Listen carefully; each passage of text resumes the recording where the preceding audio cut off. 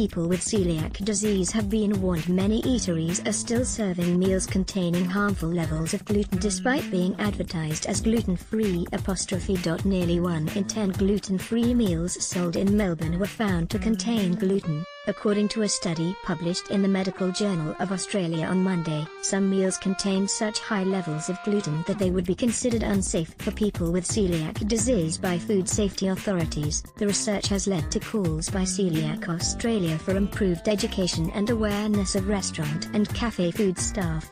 Gluten-free remains one of the top dietary requests, and we urge all food businesses to treat gluten-free requests seriously, said Celiac Australia President Michael Bell. Treatment of celiac disease includes a lifelong strictly gluten-free diet. Exposure to even tiny amounts of gluten can damage the person's small intestine. Gluten can be found in grains such as wheat, rye, barley and oats. Researchers, led by gastroenterologist Dr. Jason Tyden at the Walter and Eliza Hall Institute of Medical Research and Royal Melbourne Hospital, analysed 158 gluten-free dishes from 127 randomly selected food businesses in Melbourne.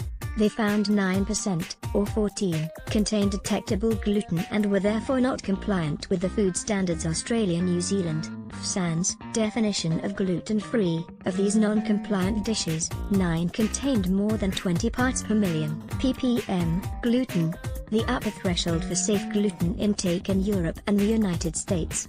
One business provided wheat-based foods, greater than 80 parts per million gluten, despite a gluten-free meal being requested, reflecting the lack of understanding reported by many people with celiac disease, the authors wrote.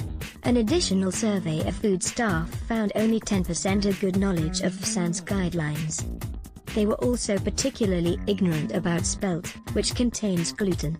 The good news was that non-compliance rates had improved since earlier audits in 2014 and 2015, most likely due to greater scrutiny by environmental health officers and education. Indeed, 4 of 5 venues of one burger chain were non-compliant in 2014, but all were fully compliant in 2015 and 2016, the authors said. The increasing community demand for gluten-free food may also be a driver of increased awareness among food service staff of the importance of avoiding gluten contamination.